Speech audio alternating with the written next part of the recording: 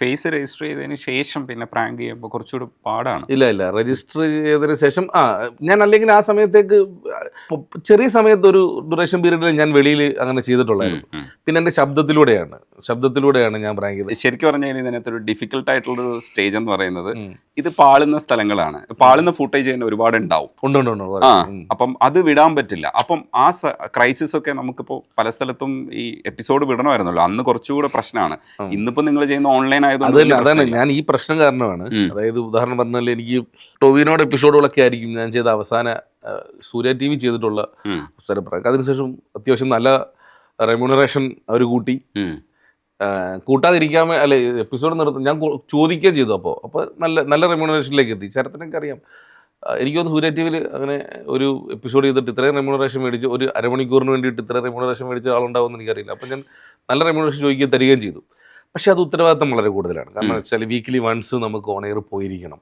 ഈ ഒരു weekly once വിടാനായിട്ട് ചിലപ്പോൾ നമ്മൾ പലതും ആലോചിച്ചു നടക്കണം. ആ ഒരു കമ്മിറ്റ്മെൻറ്റ് വളരെ വലുതാണ്. അപ്പം വലിയ കമ്മിറ്റ്മെൻറ്റുകളിലേക്ക് അപ്പം ഞാൻ എൻ്റെ സിനിമ എനിക്ക് ഒരു സ്ഥലത്തേക്ക് എത്തിക്കണമായിരുന്നു. അപ്പോൾ അത് ആദ്യ സിനിമ ചെയ്യണമല്ലോ. അപ്പോൾ അതിന് വേണ്ടിയിട്ടുള്ള ട്രൈ ഇങ്ങനെ ചിന്തകളും കഥയെഴുത്തും ചിന്തകളും പ്രവർത്തി നടന്നുകൊണ്ടിരിക്കുകയാണ്. അപ്പോൾ അങ്ങനെയാണ് ഞാനത് നമ്മുടെ ഇഷ്ടത്തിന് നമ്മുടെ സാഹചര്യത്തിൽ ഇപ്പോൾ ഓൺ പ്ലാറ്റ്ഫോമിലേക്ക് ചെയ്യാമെന്ന് കരുതിയിട്ടാണ് ഞാൻ യൂട്യൂബിലേക്ക് അത് ചെയ്തു തുടങ്ങിയത്. അവിടെ കുറേ എപ്പിസോഡുകൾ ചെയ്തായിരുന്നു. അപ്പോൾ പിന്നെ നമുക്ക് ഇപ്പം ഞാനിപ്പോൾ തന്നെ 6-7 മാസം അല്ലെങ്കിൽ 1 വർഷം കഴിയുമ്പോഴൊക്കെ എപ്പിസോഡ് ഇട്ട സമയമുണ്ട്. ഇതൊക്കെ പിന്നെ കൂടുതൽ ആൾക്കാർ ഇഷ്ടപ്പെടുന്നതുകൊണ്ട് ഇങ്ങനെ നമ്മളെ കാണുമ്പോഴും അല്ലെങ്കിൽ എവിടെയെങ്കിലും പോകുമ്പോൾ നേരിട്ട് കാണുമ്പോഴോ മെസ്സേജിലൂടെയൊക്കെ നമ്മളോട് സംസാരിക്കും. അങ്ങനെയാണ് ചെയ്യുന്നത്. അതൊരു സൈഡായിട്ട് വല്ലപ്പോഴും ഓർമ്മ ചെയ്യുന്നുണ്ട്. അല്ല, ഈ സിനിമയിലേക്ക് എത്താൻ വേണ്ടിയിട്ടാണല്ലോ ഈ മാർഗം സ്വീകരിച്ചത്. പക്ഷേ ഐഡന്റിറ്റി എന്ന് പറയുന്നത് ഇപ്പോൾ ഗുലുമാൽ ഒരു ഐഡന്റിറ്റി ഉണ്ട്. തീർച്ചയായിട്ടും. അപ്പം ആ ഐഡന്റിറ്റി എങ്ങനെയാണ് ഇപ്പോൾ കാണുന്നത്? അത് എന്റർടൈൻ ചെയ്യുന്നുണ്ടാവും, പക്ഷേ എത്രത്തോളം എന്റർടൈൻഡ് ആണ്? കാരണം നമ്മൾ ആ ഐഡന്റിറ്റിക്ക് വേണ്ടിയിട്ടല്ല ശരിക്കും ശ്രമിച്ചത്. നമ്മൾ മറ്റൊരു കാര്യം ചെയ്യാൻ വേണ്ടി വന്നപ്പോൾ നമ്മൾ തൽക്കാലം ചെയ്തൊരു ജോലിയാണ്. പക്ഷെ അത് നമ്മുടെ ഐഡന്റിറ്റി ആയിട്ട് മാറിയിട്ട് പേരിനൊപ്പം ഗുലുമാലും കൂടെ. അപ്പൊ അനൂപ് ഗുലുമാൽ എന്നാണ് നമുക്ക്, ഞാൻ ഫോണിൽ സേവ് ചെയ്യുന്ന അങ്ങനെയാണ്, അനൂപ് ഗുലുമാൽ എന്നാണ്. അതാണ് ഐഡന്റിറ്റി. എന്താണെന്നറിയത്തില്ല, അങ്ങനെ ഒരുപാട് പേര് അങ്ങനെ കാണുന്നുണ്ടോ എന്ന് എനിക്കറിയില്ല. കാണുന്നുണ്ടോ? ഗുലുമാൽ അല്ല, കാണുന്നുണ്ടാവും. അങ്ങനെ ആ ഷോ അത്രയും ഹിറ്റായിരുന്നു. പിന്നെ അതിനെ എനിക്കൊരിക്കലും കുറ്റം പറയാൻ പറ്റില്ല. അതിപ്പോഴും ഞാൻ ചെയ്യാൻ സാഹചര്യം കിട്ടുന്ന സമയത്തൊക്കെ ഞാൻ ചെയ്യുന്നുണ്ട്. പിന്നെ എനിക്ക് നല്ല പ്രോത്സാഹനമാണ്. ഇപ്പം സുഹൃത്തുക്കളായാലും ഫാമിലീസിൽ നിന്നായാലും ഒക്കെ ആൾക്കാർ ചെയ്യും, നല്ല രസമല്ലേ എന്ന് അവരും കൂടി ഇങ്ങനെ ഇത് പറയും. അതിലെ ഒരു അങ്ങനെ പെട്ടെന്ന് ഇത്തരത്തിലൊരു ഷോസ് അങ്ങനെ ഈ ഫോണിലൂടെ ഒരുപാട് കണ്ടിട്ടുണ്ടെങ്കിൽ ഞാൻ അങ്ങനെ ഒരു വ്യത്യസ്തത പിടിക്കാനുള്ള ശ്രമം നടത്തി, തമാശകൾ ജനിപ്പിക്കാനുള്ള ശ്രമം നടത്തി. അതിലൂടെ അറിയുന്നത് മാത്രം തെറ്റൊന്നുമല്ല, എനിക്ക് ഭയങ്കര സന്തോഷം നൽകുന്ന ഒരു കാര്യം തന്നെയാണ്. നമ്മുടെ ഒരു പ്രൊഫഷണൽ ഒരു യാത്ര ചെയ്യുമ്പോൾ കൂടുതലും സിനിമ തന്നെയാണ് മുമ്പിലുള്ളത്. അതിനുവേണ്ടി മാത്രമാണ് ഇതും ചെയ്തത്. അപ്പോൾ ആ പേരിൽ അറിയപ്പെടുന്നത് കൊണ്ട് തെറ്റൊന്നുമില്ല. അപ്പോൾ അതിൻ്റെ ഭാഗമാണ് ഈ ഐഡന്റിറ്റി എന്ന് പറയുന്നത്. നല്ല കാര്യമല്ലേ. അപ്പോൾ എനിക്കിപ്പോൾ എവിടെ ചെന്നാലും നമ്മളെ അറിയാം. അപ്പോൾ നമ്മളാരെയും അങ്ങനെ ദ്രോഹിക്കുകയൊന്നും ചെയ്യാത്തത് കൊണ്ടും ഇഷ്ടമാണ്. കുറേ ആൾക്കാർക്ക് ഇഷ്ടമാണ്. ഇപ്പൊ ഈ ജഡ്ജി ഓടിപ്പോകുന്ന സാഹചര്യം പോലെ വേദനിപ്പിക്കുന്ന ചില സംഭവങ്ങൾ നമ്മൾ പിന്നീട് റീകോൾ ചെയ്യുമ്പോൾ നമുക്ക് ബുദ്ധിമുട്ട് തോന്നിയിട്ടില്ലേ? തീർച്ചയായിട്ടും, അത് സംശയമില്ലാത്ത കാര്യമല്ലേ. കാരണം വെച്ചാൽ ഞാൻ പറഞ്ഞല്ലോ, നമ്മൾ ആ തുടക്ക കാലഘട്ടത്തിൽ നമ്മുടെ ചുറ്റും നിൽക്കുന്ന അല്ലെങ്കിൽ നമ്മൾ അനുസരിക്കേണ്ടിയിരിക്കുന്ന കാര്യങ്ങളുണ്ടല്ലോ. നമ്മളൊരു കരിയറിലേക്ക് വരികയാണ്. അപ്പോൾ ഇപ്പോഴാണല്ലോ കൂടുതൽ, ഇപ്പം സാബു ചേട്ടൻ കഴിഞ്ഞാൽ നിങ്ങൾ പറഞ്ഞ നിങ്ങളുടെ ഇൻ്റർവ്യൂ ഞാൻ ശ്രദ്ധിക്കാൻ ചെയ്തിരുന്നു. ഇപ്പോഴാണ് തമാശകൾക്ക് കൂടുതലും നമ്മളൊരു എന്ത് പറഞ്ഞാലും അതിനെ വളരെ പൊളിറ്റിക്കൽ കറക്റ്റ്നസ് എന്ന് പറയുന്ന പോലെ നമ്മൾ അതിൽ ശ്രദ്ധിക്കാൻ തുടങ്ങിയത് ഈ സമയത്താണ്. നേരത്തേക്കുള്ള സിനിമകൾ എടുത്ത് നോക്കിക്കഴിഞ്ഞാലും ഇഷ്ടംപോലെ തമാശകളുണ്ട്.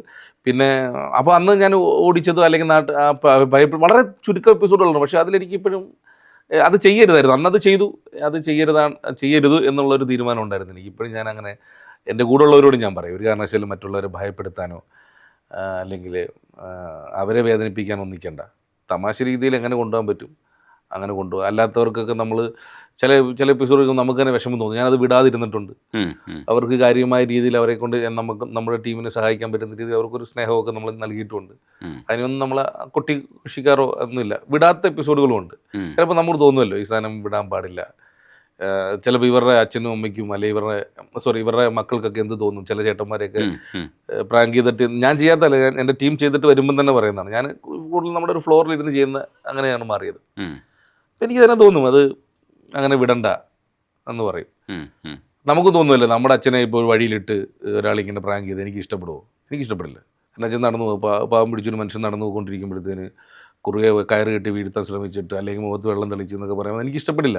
ആ ഒരു ആസ്പെക്റ്റിൽ ഞാൻ എപ്പോഴും അത് ചിന്തിക്കാറുണ്ട്. അതുകൊണ്ട് ഞാൻ അത്തരം പരിപാടികളിൽ ഞാൻ ചെയ്യാറില്ല. എൻ്റെ ഭാഗത്തു നിന്ന് അങ്ങനെ ഒരു സാധനം നിങ്ങൾക്ക് കാണാനും കഴിയത്തില്ല, ഉറപ്പാണ്. ഞാൻ ചില എപ്പിസോഡുകൾ ചൂണ്ടിക്കാണിച്ചെങ്കിലും അനൂപിന്റെ മനസ്സിലിരിക്കുന്ന കുറെ എപ്പിസോഡ്സ് ഉണ്ടാവില്ലേ, കുറച്ചൊക്കെ വാചാലനാക്.